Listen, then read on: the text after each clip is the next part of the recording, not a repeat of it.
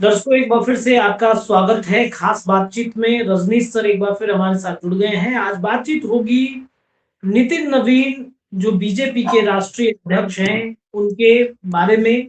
और इधर बिहार में राष्ट्रीय जनता दल के कार्यकारी अध्यक्ष बनाए गए हैं तेजस्वी यादव, उनके बारे में चर्चा होगी। दोनों का कंपेरिजन करेंगे क्योंकि दोनों बिहार से आते हैं। और जब नितिन नवीन को बनाया गया तब ये कहा गया कि बीजेपी के नए बॉस हैं। तो क्या बीजेपी के नए बॉस नरेंद्र मोदी और अमित शाह पर भारी पड़ेंगे?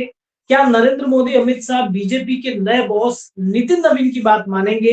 क्योंकि इधर बिहार में तेजस्वी यादव तो अपनी पार्टी को संवारने में लग गए। तेजस्वी यादव अपने तमाम जो रणनीतियां हैं उस पर काम करना शुरू कर चुके हैं। उनके कई नेता जो हैं वो तेजस्वी यादव की बात को मानेंगे, लेकिन क्या नितिन नवीन का बात मानेंगे? इस पर चर्चा होगी। रजनीश सर, क्या कहेंगे आप? नितिन नवीन के पहले तो राष्ट्रीय अध्यक्ष बनाए जाने की रणनीति को समझाइए भाजपा के। नमस्कार दर्शकों को मेरा अभिवादन। मैं ये कह रहा हूं कि भारतीय जनता पार्टी 2 साल से 2 साल यानी 2 टर्म से यह एक नई परिपाटी शुरू किया है कि जिस कार्यकर्ता को न पूरे देश में कोई जानता हो, न पहचानता हो, न जिसका कोई प्रभाव हो, ऐसे लोगों को उठा करके राष्ट्रीय अध्यक्ष बना देती है। जैसे जेपी नड्डा को इन लोगों ने बनाया था, उनकी बात कौन सुनता था? वो तो एक पोस्टमैन की तरह काम करते रहे भारतीय जनता पार्टी में। जो प्राइम मिनिस्टर मोदी साहब कहते थे या होम मिनिस्टर अमित शाह कहते थे, उनकी बातों को खाली ट्रांसमिट किया करते थे।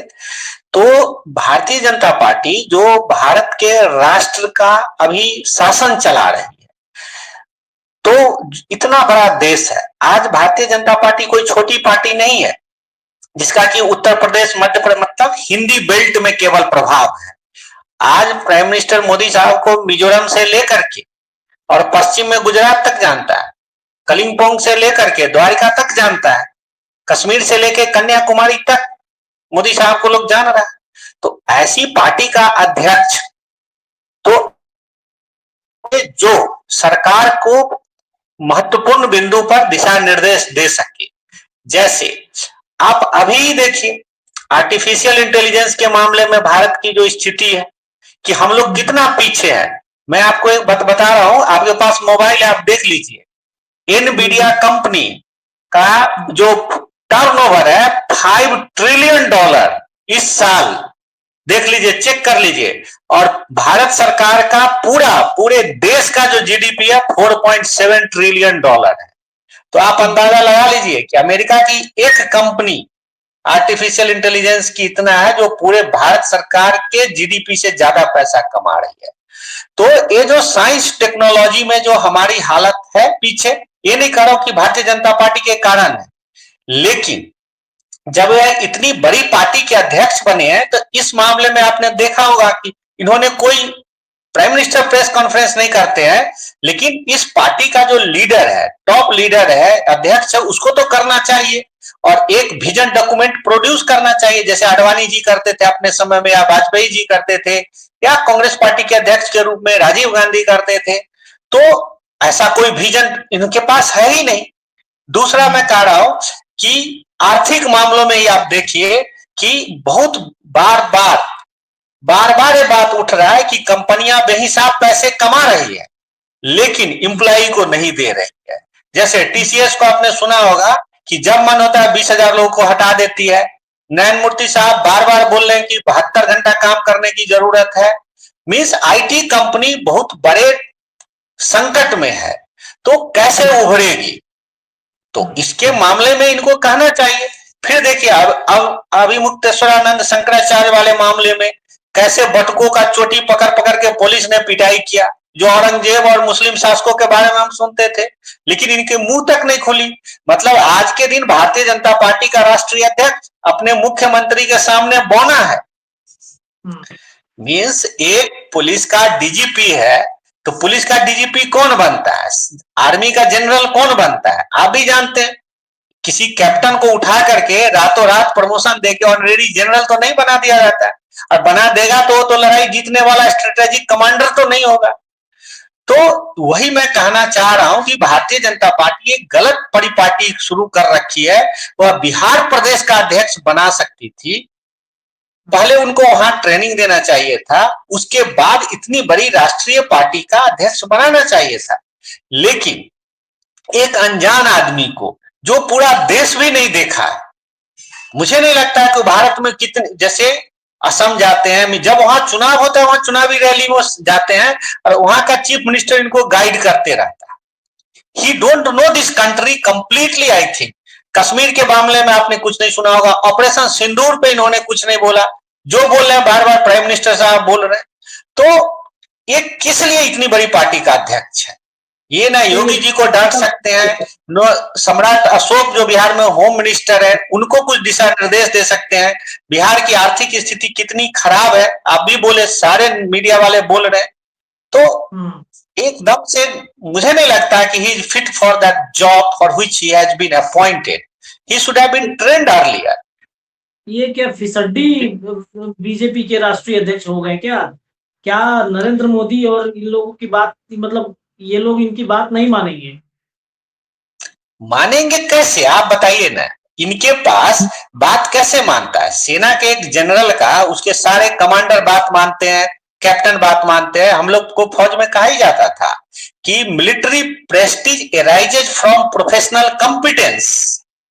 जब आपकी इज्जत कोई तभी करता है जब आप में वो गुण होता है। एक डॉक्टर की इज्जत कोई क्यों करता है? जब वो सारे पेशेंट को क्योर कर देता है। एक एडवोकेट फेमस क्यों होता है? क्योंकि वह बहुत सारे केस जीत जाता है।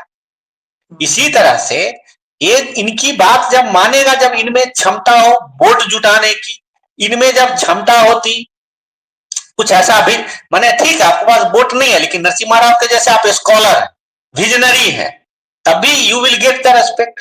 आपको ऐसा, जैसे अमित शाह गुजरात से आए थे, गुजरात में होम मिनिस्टर फॉर स्टेट रहे।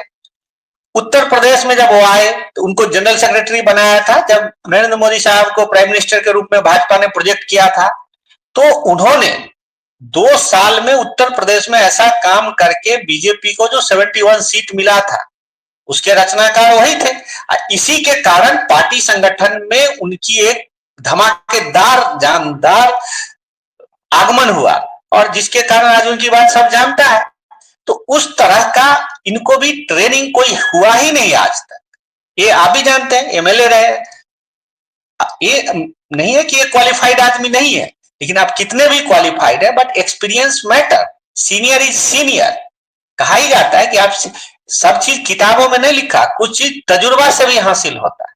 तो उस लेवल का इनको तजुर्बा ही नहीं है। तो अब इसमें इनकी भी गलती नहीं है, इसमें प्राइम मिनिस्टर साहब और जो अमित शाह है, ये दोनों ऑनरेबल ने इनको उठा के उस जगह बैठा दिया। तो अब दूसरी पार्टी में भी यही संदेश जा रहा है कि किसी को लाओ और ऊपर प्रेसिडेंट के पोस्ट पर बैठा दो। तो इससे क्या होगा?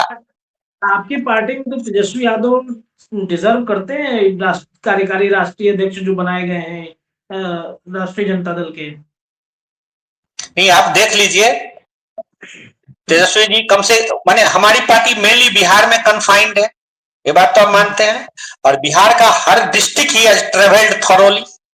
ऑल इंडिया में जितने अपोजिशन लीडर्स हैं, he is in close contact with them. वो इन लोगों से मिलते भी है, देश को जान के देखते भी है कि बिहार में क्या किया जाए। बार बार जो आरजेडी का एजेंडा है वो लोगों के सामने पहले ही कह दिया जाता है। और आरजेडी का जो भी लीडर्स, आज 1,90,00,000 वोट तेजस्वी जी के लीडरशिप में आरजेडी ने गेन किया है। तो कार्यकर्ताओं का भी, जो एमएलए जीते हैं, जो एमएलए हारे हैं, या जो प्रवक्ता, पूरे संगठन में इस बात की एक धाक है कि देखिए हार गई पार्टी है दूसरी बात, लेकिन 1,90,00,000 लोगों को वोट लेना एक मामूली बात नहीं थी। आप समझ रहे? आप बार बार सुनते लंदन भी जाते, कहां जाते, तो ट्रेवल इज ऑल्सो एक्सपीरियंस। तो नितिन नवीन जी का क्या प्रोफाइल है? बीजेपी एक बुक रिलीज करे कि किस बेसिस पे उसने न चुनाव कराती है, इलेक्शन में कंटेस्ट ही नहीं होने देती, एक सेट पेपर फाइल होता है बीजेपी के राष्ट्रीय अध्यक्ष के चुनाव में। तो जो पार्टी भारत का भाग्य लिख रही है, भारत का प्रशासन और शासन चला रही है, उस पार्टी का अध्यक्ष कौन है, वह उस लायक है कि नहीं है।